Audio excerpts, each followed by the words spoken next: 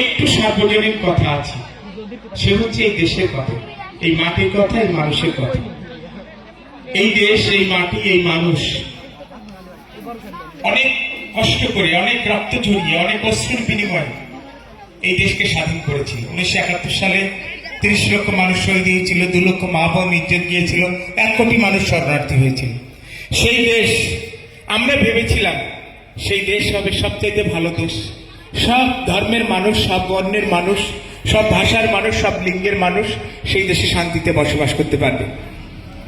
কিন্তু দুঃখজনক হলো সত্য যে সেই দেশে আমরা শান্তিতে বসবাস করতে পারছি না।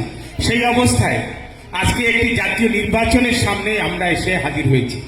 এই জাতীয় নির্বাচনের মধ্য দিয়ে যারা নির্বাচিত হবে সেই প্রতিনিধিরা কিন্তু আগামী দিনে এই রাষ্ট্রের যে পরিচালনার যে দলিল, সেই দলিলের পর্যালোচনা করবে। এই যে আমরা ধর্মচর্চা করছি, এর একটা দলিল আছে না? রাষ্ট্র পরিচালনা করতে গেলেও কিন্তু একটা দলিল লাগে। সেই দলিলের পর্যালোচনা হবে আগামী দিনে। ফলে আমি এই কথাটি স্মরণ করিয়ে দিতে এসেছি যে এই নির্বাচনটি নিছক একটি জাতীয় সংসদ নির্বাচন নয়। 5 বছর অন্তর অন্তর যে জাতীয় সংসদ গঠিত হয়, বাংলাদেশ স্বাধীন হবার পরে 12টি জাতীয় সংসদ গঠিত হয়েছে। এই ত্রয়োদশ জাতীয় সংসদ কিন্তু সেরকম সামান্য জাতীয় সংসদ নয়। এই জাতীয় সংসদ আগামী যে বাংলাদেশের রাষ্ট্র পরিচালনার যে মূল দলিল, সেই দলিল পর্যালোচনা করবে। সেই পর্যালোচনার সময় যদি আমাদের ঘরের কেউ না থাকে, তাহলে কে বলবে আমাদের কথা? কে বলবে যে আমাদের অধিকার ছিল এই দেশে, এই মাটিতে আমাদের অধিকার ছিল, এই 72টি আসন ছিল আমাদের, সেই অধিকারটি এখন নাই, এই কথা চিৎকার করে কে বলবে?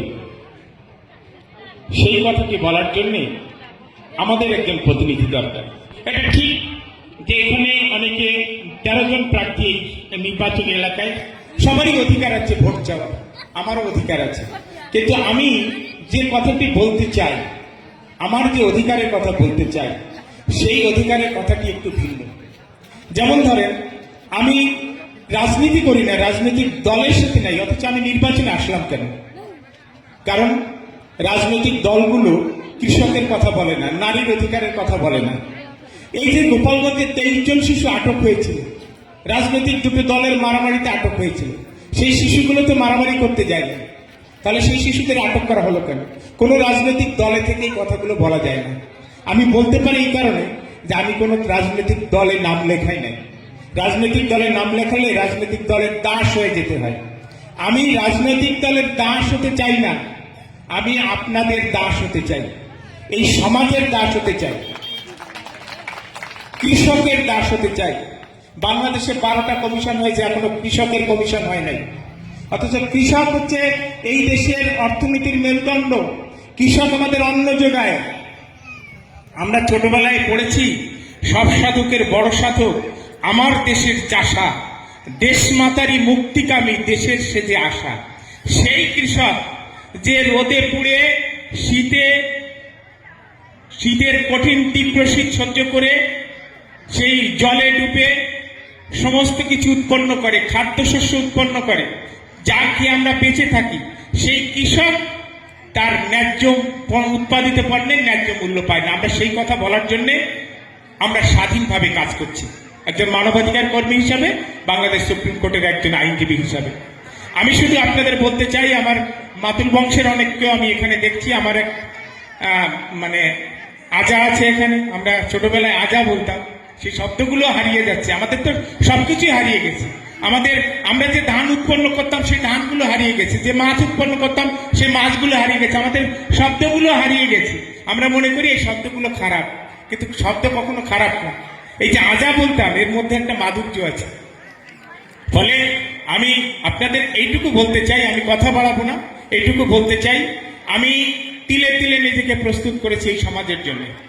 আপনারা জানেন, বীরেন বিশ্বাস আমার জ্যাঠামশাই, তিনি আমার হাতের উপর মারা গিয়েছিলেন। আমি তখন খুব ছোট, সেই সময় তিনি আমার হাতের উপর মারা গিয়েছিলেন। আমি সেই সময় থেকে জেদ ধরেছিলাম যে বীরেন বিশ্বাসের আদর্শ আমি অনুসরণ করব। এমন জেদ ধরেছিলাম যে সেই আদর্শ অনুসরণ করতে গিয়ে যাতে কোনো ফাঁক না থাকে, কোনো গাফিলতি না থাকে। একটা কিছু সম্প্রদান করতে গেলে সম্প্রদানের তো কোনো ত্রুটি রাখতে হয় না, আমরা পড়তাম সম্প্রদানের চতুর্থী, ওটার ফেরত আসে না। আমি নিজেকে সেইভাবে সম্প্রদান করেছি। আপনাদের এই গণদেবতার বেদিমূলে বীরেন বিশ্বাসের কথা মনে করে, গুরুচাঁদ ঠাকুরের কথা মনে করে, হরিচাঁদ ঠাকুরের কথা মনে করে আমি আমাকে সেইভাবে উৎসর্গ করেছি।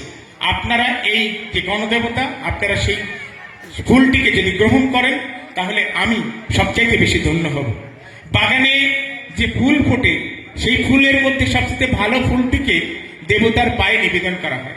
আমি জানি না এই বাগানের সেরা ফুল কিনা, আমি সে দাবি আমি করব না, কিন্তু আমি প্রার্থনা করব যদি আমার মধ্যে কোনো ত্রুটি থাকে সেই ত্রুটিটুকু আপনারা ক্ষমা করে দিয়ে এই গণদেবতার বেদিমূলে আমাকে উৎসর্গ করুন, যাতে এই গণদেবতার আর কোনো কষ্ট না হয়। প্রতিনিয়ত যে যন্ত্রণার মধ্যে আছে এই গণদেবতা, সেই গণদেবতার সেই যন্ত্রণা আমি নিরসন করতে চাই। শিশুদের যে যন্ত্রণা আছে সেটা নিরসন করতে চাই। আজকে শিশুরা নষ্ট হয়ে যাচ্ছে, মাদকাসক্ত হয়ে গেছে, তাদেরকে পড়ার টেবিলে আনার দরকার, তাদেরকে খেলাধুলা নিয়ে আসার দরকার। আমার সৌভাগ্য যে আমি একটি প্রতীক পেয়েছি, ফুটবল। এই ফুটবল প্রতীক দিয়ে আমি ছেলে মেয়েদেরকে খেলার মাঠে নিয়ে আসতে চাই। আপনারা আমাকে আশীর্বাদ করবেন। 12 তারিখের নির্বাচন, এই নির্বাচনে ফুটবল প্রতীক, আমি স্বতন্ত্র প্রার্থী। এই প্রতীকটি আপনাদের, আমি উপলক্ষ মাত্র। এখানে এই উৎপল বিশ্বাস নাম না থেকে অন্য অনেকের নাম থাকতে পারত, সুব্রত ঠাকুরের নাম থাকতে পারত, চন্দন কর্মকারের নাম থাকতে পারত, অনেকের নাম থাকতে পারত। সকলে সিদ্ধান্ত নিয়েছে আমার নামটি দেবার, তাই এখানে আমার নামটি আছে। এটা আমার নাম যে আছে এখানে, এটা আমার সৌভাগ্য, আমি উপলক্ষ মাত্র। প্রতীকটি আপনাদের, আপনারা এই প্রতীকের জয় চিনি আনবেন কি আনবেন না সে ভারও আপনাদের দিয়ে গেলাম। আমি আপনাদের কাছে আশীর্বাদ চাচ্ছি প্রতীকের জন্য না, আমার জন্য। আমি বাকি যে জীবন আমার আছে, জীবনের শেষ নিঃশ্বাস প্রবাহিত হওয়া পর্যন্ত আমি যেন এই মানুষের সেবা করে যেতে পারি, আমি যেন শিশুদেরকে আমার সন্তান মনে করতে পারি, আমি যেন কৃষকের অধিকারের জন্য লড়াই করতে পারি, আমি যেন এই যে আপনারা পিতৃগণ আছেন, মাতৃগণ আছেন, তাদের সেবা করতে পারি। আমাকে সেই আশীর্বাদটুকু করবেন। আমি যেন কখনো নিজের লোভ, লালসায়, উচ্চাকাঙ্ক্ষায় কখনো বিচলিত না থেকে আমি যেন এই দেশের জন্য, এই মাতৃভূমির জন্য নিজের জীবনকে উৎসর্গ করতে পারি। সেই আশীর্বাদ চেয়ে, সেই আশীর্বাদের জন্য আপনাদের আবার উন্নতি জানিয়ে আমার কথা শেষ করছি। সবাইকে নমস্কার।